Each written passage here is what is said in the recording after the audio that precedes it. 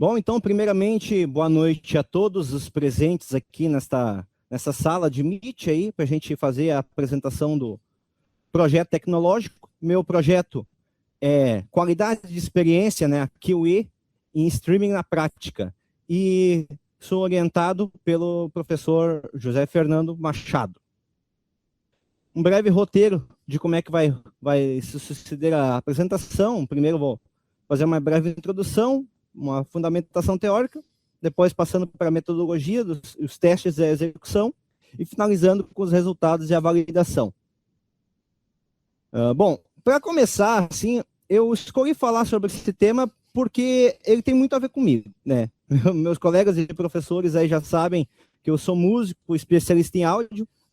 Daí, agora na pandemia, eu comecei a trabalhar bastante com lives, né? E live tem tudo a ver com streaming, porque é basicamente um streaming, né? E hoje em dia, o streaming vem tomando cada vez mais conta do mercado, principalmente depois da pandemia, né? Com o distanciamento social, as pessoas começaram a ficar muito em casa e tudo virou streaming, tanto as aulas, as apresentações, shows, inclusive jogos de futebol aí estão passando por streaming também. As próprias emissoras de televisão estão tomando esse rumo, deixando um pouco a TV aberta e fechada e partindo para o streaming, que é o futuro, né? E para que tudo isso funcione bem, é preciso que a indústria mantenha sempre uma evolução em termos de tecnologias, tanto de protocolos como de distribuição de conteúdo, né? E nesse ponto, a gente tem um desafio muito importante, que é a transmissão. Ela tem que ser entregue para o usuário com a melhor qualidade de experiência possível. O que seria isso? Seria uma transmissão sem travamento, sem falhas, com alta qualidade de som e imagem. E tudo isso tem que operar nos mais diversos dispositivos de uma forma sólida, né? Não pode ocasionar problemas, né? Porém, antes de eu aprofundar sobre qualidade de experiência, a gente tem que falar um pouquinho sobre os pontos básicos do streaming, que são codificadores, áudio, vídeo e a comunicação multimídia em si, né? O vídeo, ele é composto por uma sequência de imagens, né, que são exibidas de forma contínua. E essa sequência de imagens se chama frames, né? E são exibidos em alta velocidade. A compactação do material, ele ocorre por causa das redundâncias, né? A compactação do áudio e do vídeo, ele trabalha da forma com que o algoritmo que está fazendo tanto o streaming como até mesmo a renderização do vídeo, ele vai analisar, vai fazer uma análise do material para poder melhorar, digamos, o tamanho dos arquivos, porque o arquivo bruto é muito grande e para ser utilizado em streaming ele fica um pouco inviável, né? Porque vai exigir muito da rede e muito da própria máquina do servidor, né? CPU e afins. E daí nisso entra o papel dos codificadores. O que são os codificadores? Eles pegam esse material, codificam em outros formatos de uma forma mais compacta, mais reduzida, né? E assim consegue diminuir o tamanho dos arquivos para ser utilizado no streaming. Como é que funciona a questão da compactação? Por exemplo, você pega um arquivo, um vídeo, que tem vários pontos brancos, né? Por exemplo, a minha própria tela da apresentação aqui. Vamos supor que seja um vídeo seja um vídeo continuamente com essa tela. Em vez de ele criar vários frames iguais, né, que geraria um arquivo muito grande, ele pega o mesmo frame e dá um comando para que seja exibido esse mesmo frame por todo o tempo. Assim, não precisa recodificar a mesma coisa várias vezes e conseguindo compactar. Existem dois tipos de codificadores, né? Na verdade, existem diversos tipos, mas a gente pode generalizar em duas classes, né? Duas categorias ou classes, que são os codificadores lossy e os lossless. Os codificadores lossless, eles operam sem perdas. No caso, eles não perdem a qualidade do vídeo e do áudio, né? Eles são utilizados pelas indústrias cinematográficas e conseguem reduzir o tamanho dos arquivos em torno de 2 a 3 vezes o arquivo original. Já os codificadores lossy, eles possuem uma grande tolerância a perdas. No caso, a perda de qualidade, pode baixar a resolução, pode ser de diversas formas. E nesse ponto, tanto a qualidade do vídeo como do áudio. E nesse ponto, eles conseguem gerar arquivos de vídeo até 300 vezes menores do que o arquivo original, né? E falando um pouco sobre a comunicação multimídia, a transmissão na rede ela ocorre por pacotes, como a gente da área da TI sabe, né, que saem dos servidores até os clientes. E nesse período, nesse ponto da transmissão, né, pode ocorrer diversos contratempos, né, são perdas de pacotes, latência, né, e isso impactua diretamente na qualidade de experiência do usuário. Então, para tentar minimizar os impactos gerados pelos contratempos, né, no streaming, a indústria desenvolveu novos protocolos que utilizam o streaming adaptativo. O que seria o streaming adaptativo? Né? Eles são protocolos que utilizam diversas resoluções de vídeo e alternam automaticamente entre essas resoluções no decorrer da transmissão. No caso, vamos pegar, por exemplo, o YouTube. Tu entra no YouTube, dá o play no vídeo lá, ele usa um protocolo X para fazer a transmissão do vídeo para ti. Lá no servidor deles, existe esse mesmo vídeo codificado em inúmeros formatos e qualidades diferentes. E nisso, o algoritmo do YouTube identifica como é que está a tua rede e seleciona automaticamente qual é o protocolo, ou melhor, qual é a qualidade que vai ser enviada para ti no vídeo. Né? Acho que eu play aqui. Falando um pouco sobre a qualidade de experiência. Eu usei uma frase do autor Marangon no meu artigo, que eu achei muito interessante, ela define muito bem. Ela pode ser determinada como uma medida de experiência do consumidor de um serviço. Né? Por exemplo, o espectador está assistindo o YouTube e o vídeo está travando. A qualidade de experiência dele vai ser ruim. Ou o vídeo está bom, a qualidade de experiência dele vai ser boa. Ela pode ser medida através de duas formas, tanto objetiva como subjetiva. O que seria isso? A medida objetiva utiliza parâmetros, no caso, FPS, jitter, latência, né, para fazer a análise da qualidade de experiência. Já a medida subjetiva, ela pode ser feita através de um ou mais usuários, né, que podem ser convocados por uma determinada empresa para avaliar de forma visual como é que ele está recebendo o vídeo. Vai ser chamado, o usuário vai entrar lá numa sala de cinema, por exemplo, vai sentar, vai rodar o vídeo, e no final a empresa vai fazer uma pesquisa com quem estivesse lá assistindo de como é que eles observaram o vídeo em termos de qualidade de som e imagem, né? E nesse ponto é feita a qualidade de experiência, é feita através dessa métrica, né?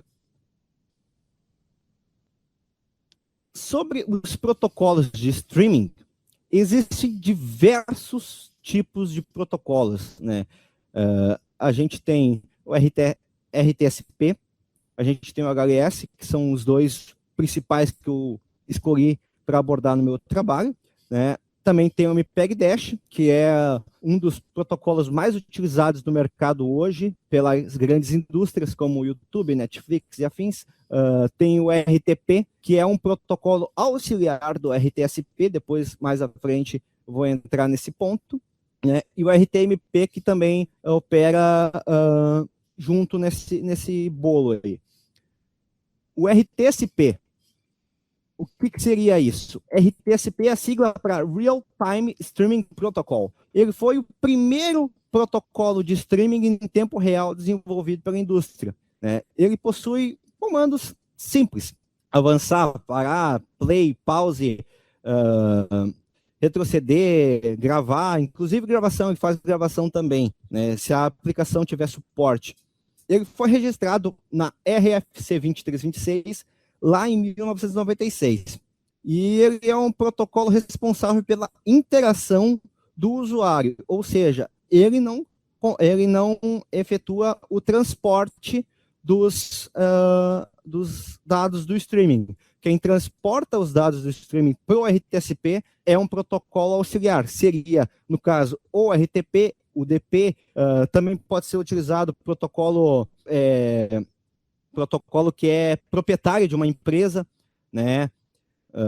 No caso, a gente está estudando aqui o protocolo RTSP utilizando o RTP como auxiliar, né? Foi a estrutura que eu escolhi para utilizar, né? O RTSP, ele utiliza o transporte via TCP para os comandos. No caso, quando o usuário dá o play, né, por exemplo, de uma forma mais objetiva, o usuário dá o play, ele envia um pacote TCP para o servidor, dizendo play. O servidor responde, né, o play do usuário e começa a transmitir via RTP, que seria uma transmissão UDP. Né, que a transmissão UDP ela não possui garantia de entrega de conteúdo, ou seja, pode ocorrer falhas, pode ocorrer travamentos, pode ter problemas de artefatos na imagem, isso tudo pode acontecer utilizando o protocolo RTSP. Aqui eu trouxe para vocês uma pequena tabela para ilustrar um pouquinho de como é que funciona a comunicação do protocolo RTSP com o cliente e com o servidor, né? Ele faz as requisições, né, de options, do script, o setup, né, onde aqui ele já está no ponto de chamar o play, e aí o servidor responde todas as requisições e inicia o tráfego via RTP, né? Partindo para o HLS, HLS é um protocolo proprietário da Apple, desenvolvido, foi o primeiro protocolo de streaming adaptativo desenvolvido pelo mercado, né? No caso, ele funciona da forma como eu mencionei antes. Ele possui no banco de dados lá no servidor o arquivo em vários formatos e resoluções diferentes e escolhe de acordo com a banda disponível e a máquina que o usuário está rodando, o dispositivo que o usuário está rodando, qual é a resolução que ele vai mandar o streaming para o usuário, né? Ele primeiramente foi desenvolvido pensando em ser utilizado nos dispositivos da Apple, mas conforme foi passando o tempo, já existe suporte a Android, Windows e demais dispositivos através de aplicações auxiliares, né?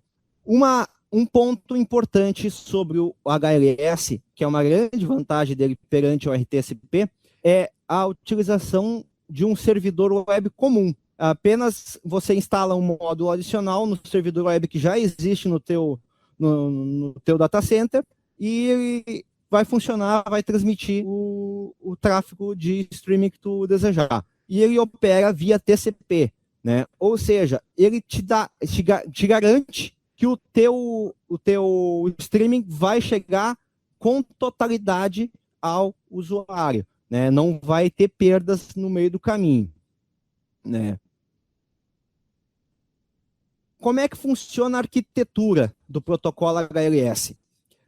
O HLS ele tem o input, né? No caso, pode ser ou uma câmera, um webcam do computador, um aplicativo como o OBS Studio e afins. Ele envia esse streaming para o servidor, né? O servidor, ele pega esse streaming que está recebendo e efetua a segmentação. O que é a segmentação? Ele divide o arquivo em diversos pequenos arquivos de diversas resoluções, juntamente com esses arquivos, com as resoluções, envia também para o cliente um index file, que seria um arquivo .m3u8, né, que é o arquivo principal de um streaming LLS, contendo todos os endereçamentos dos arquivos segmentados. Assim, o cliente, recebendo esse arquivo M3U8, ele possui a possibilidade de escolha em qual resolução que ele quer requisitar o streaming, né? Por exemplo, pulei aqui.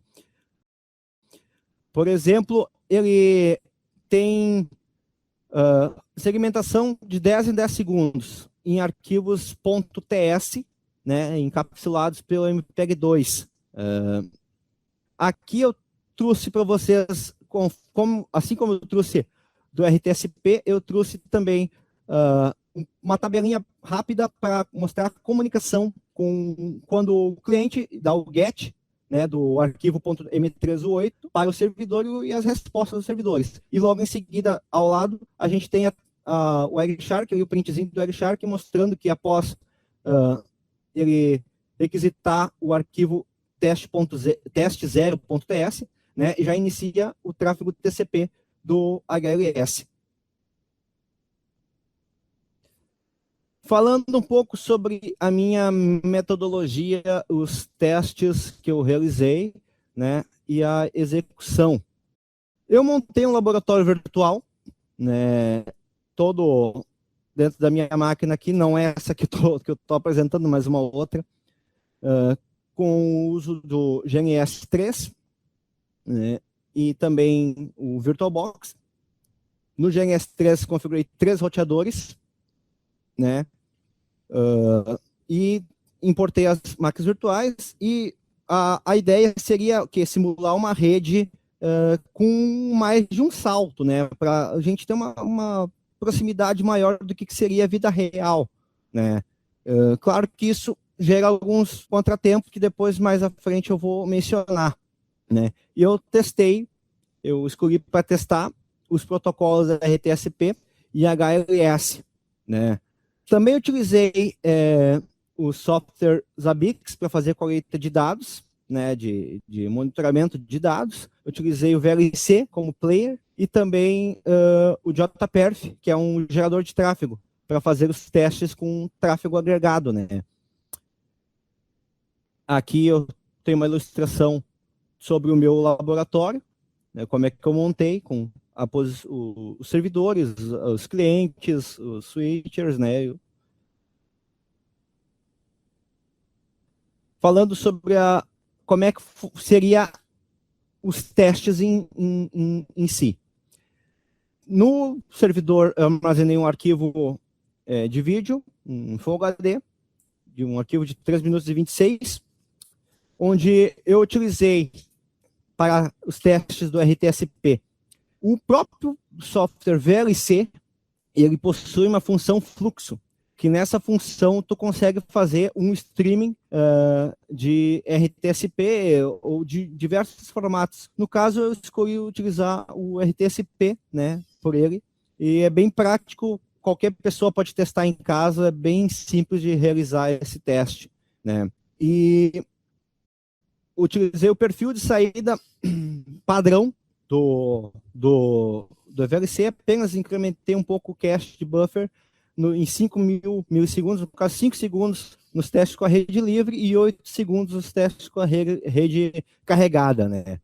E os testes realizados com o HLS, utilizei o web server Nginx, né, e utilizei o FFmpeg, com o codificador, rodando através do terminal Linux, né. Importante mencionar que todas as VMs rodaram Linux, Ubuntu, né, para ter um padrão na execução dos testes, e também por causa de consumo de dados. O que acontece? Eu estou rodando o laboratório virtual dentro de uma máquina, né? Já é uma coisa que vai me gerar uma latência. E o processador, ele vai ter que ser compartilhado com todo mundo, né? Então, quanto menos recursos eu usar nas VMs, melhor eu consigo ter a minha precisão nos testes com a qualidade de experiência em cima dos protocolos, né? Ao total, são 8 testes realizados, 4 com cada protocolo. Seria um teste de cliente, um cliente com o servidor, 2 clientes com o servidor, um cliente com tráfego agregado, né? E 2 clientes com tráfego agregado. E nesses testes, eu fiz a avaliação da QA por método subjetivo, né? Pela a percepção do usuário. Agora, vamos falar um pouco sobre os resultados, né? Nos resultados, eu trouxe, primeiramente, os testes do RTSP. Eu obtive um resultado bem interessante quando ele estava com a rede livre. No caso, com a rede livre e um cliente executando a transmissão, o teste rodou muito bem, mantém um nível de processamento bem alto, né? Porque o que acontece? O servidor ele vai ter que estar codificando o arquivo e transmitindo, né? E o mesmo processador que está codificando esse arquivo e transmitindo, como é um processador virtual, né? Ele vai estar também descodificando no cliente. Isso acaba gerando um pouquinho de atraso no teste, né? O primeiro teste saiu muito bem, a rede usou picos de 3,5 mega por segundo de consumo, né? O segundo teste, a gente começou a observar um pouquinho de sofrimento do RTSP. Por quê? Como eu mencionei, o RTSP utiliza a transmissão via UDP. No caso, ele não tem garantia de entrega de conteúdo. No momento que começou a entrar o tráfego agregado pelo JPerf, aconteceu muitas perdas de pacotes nesse caminho e também artefatos na imagem, pipocos no áudio, falhas, né? O consumo de banda não teve muita alteração, por quê? Como o RTSP tinha prioridade na rede, né? Ele detém prioridade na rede, os pacotes mandados pelo segundo cliente que estava gerando tráfego na rede acabaram sendo perdidos, não chegaram até o servidor. Mas isso gerou uma confusão na rede e por isso o RTSP sofreu um pouquinho para apresentar manter a qualidade do vídeo, né? Aqui eu posso mostrar para vocês um pouco sobre os artefatos que são perceptíveis durante os testes realizados com o tráfego agregado, né? A seguir, a gente tem os testes realizados com RTSP com 2 clientes, né? Que de primeiro momento funcionaram bem. Ele arrancou um pouquinho lento, né? Com um pouquinho de pipoco no áudio. Porém, a partir do momento da metade do vídeo, assim, mais ou menos, ele já estabilizou e manteve a qualidade até o final do vídeo, né? Isso é interessante, a gente analisar esse comportamento, que após um tempo de transmissão, ele conseguiu se estabilizar, né? E quando entrou o tráfego agregado nesse teste com os 2 clientes, aí, como a gente pode dizer, a vaca foi pro brejo. Muito artefato, muito travamento, né? A gente pode perceber nesse print aqui a comparação no terceiro teste, o início do vídeo nos 2 clientes e após a metade do vídeo ele se estabilizou um pouco. Mas voltando a falar sobre o quarto e último teste com RTSP, ele acabou ficando uma situação praticamente impossível de ser assistida. Não se identificava nada na imagem, muito artefato, e também o áudio muito pipocado. Um usuário, com certeza, que estivesse assistindo esse conteúdo, no primeiro momento que ia começar com todo esse monte de falha, em 10 segundos ele iria sair do vídeo, eu ia fechar a janela, né? Dando prosseguimento, então, nos testes com o HLS, a gente tem o HLS com um cliente funcionando muito bem. O HLS ele se mostrou muito mais sólido, né, com relação à transmissão em si. Ele conseguiu trazer a qualidade para a transmissão, que é o que o cliente precisa. Ele precisa de uma transmissão que não fale, que tenha qualidade de som e qualidade de imagem, né? E isso o HLS conseguiu cumprir muito bem. Primeiro momento, ele conseguiu um pico de uso ali em torno de 6 mega por segundo, né, de utilização.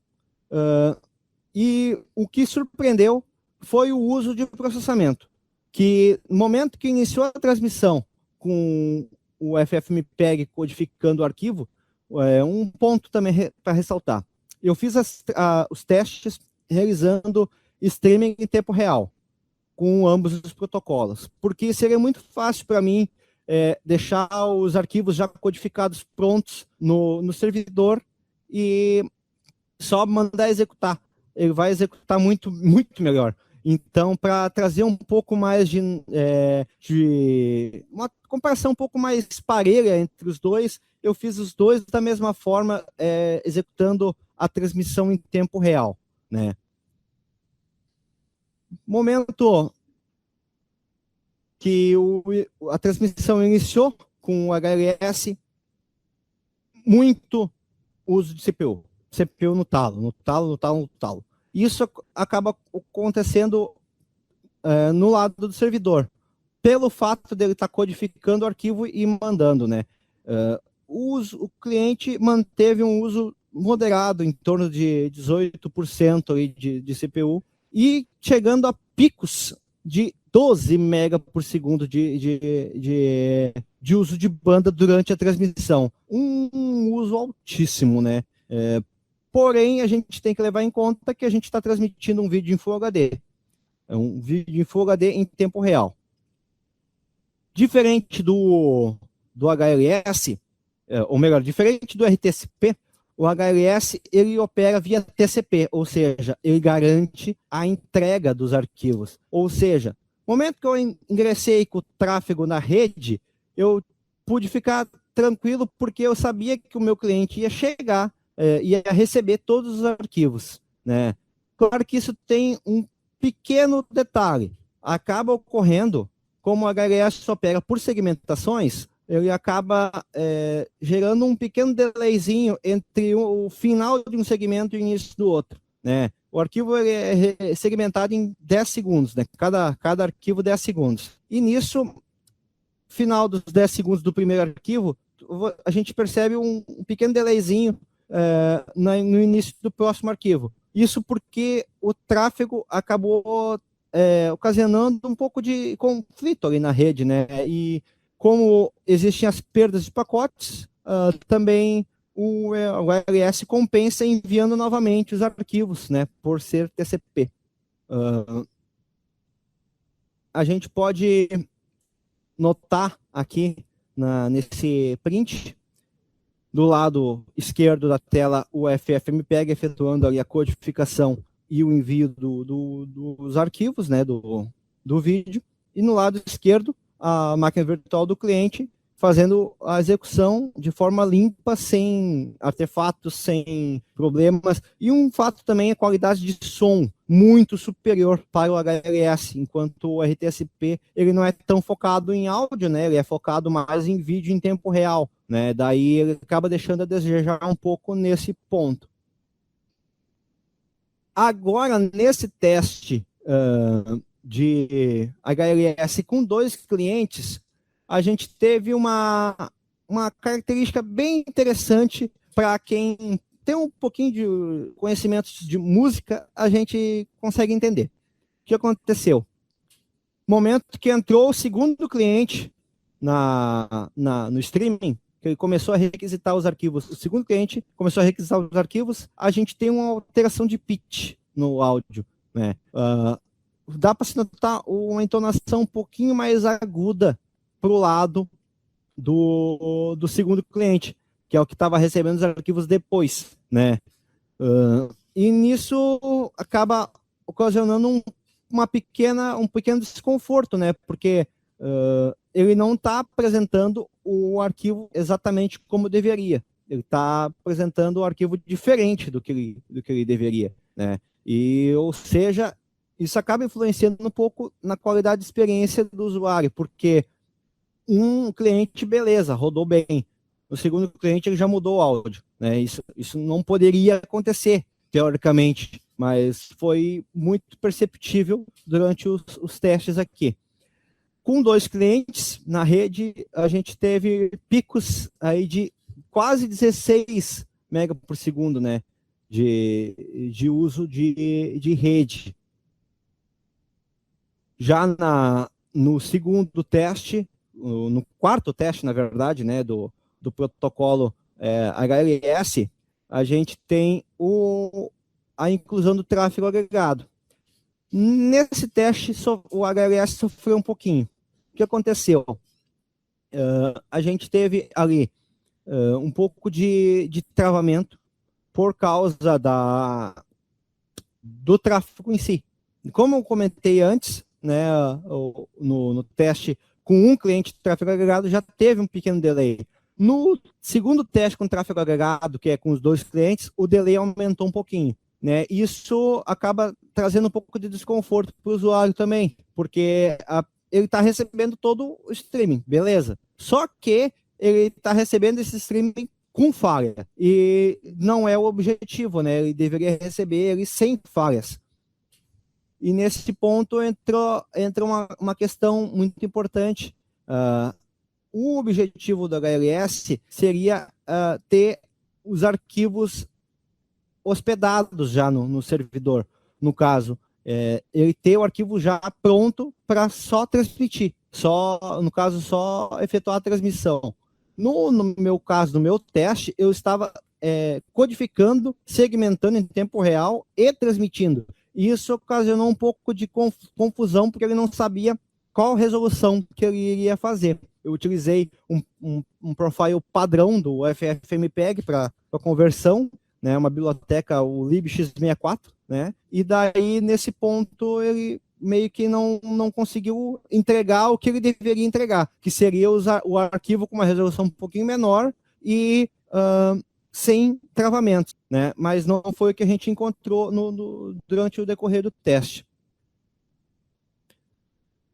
Aqui a gente tem um print para demonstrar os 2 clientes acessando o streaming, e dá para perceber que a qualidade de vídeo se manteve boa sempre, né? Ou seja, ele não sofreu alterações de qualidade de vídeo, né?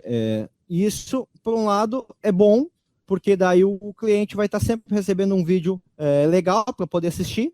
Porém, pelo lado da qualidade de experiência, acaba a questão do travamento que ocorreu, acaba deixando um pouquinho insatisfeito o usuário, né? Então, dando prosseguimento a minha apresentação, agora vamos falar um pouquinho sobre a conclusão dos testes, né, e a validação. O RTSP apresentou bons resultados, né, onde tu precisava de uma transmissão em tempo real, né, e isso é muito interessante para aplicações, por exemplo, uma aplicação de CFTV, circuito de TV fechada, né, monitoramento de câmera de vigilância. Isso é muito bom, porque ele entrega em tempo real, né? Já em contrapartida, para isso, ele necessita de garantia de banda, né? E nem sempre a gente tem, né? Se tu tiver uma garantia de banda legal, um link dedicado para o teu servidor RTSP, vai funcionar muito bem. Tanto o servidor como o cliente, né? Os 2 lados precisam ter garantia que vai ter tráfego suficiente livre para que seja feita o streaming. Já o HLS, ele trouxe uma qualidade de experiência melhor, tanto em qualidade de áudio como em qualidade de vídeo, e como também a forma com que ele lida com o tráfego, porque como ele é TCP, ele não perde pacote. Na verdade, ele perde, só que ele reenvia os pacotes que perdeu.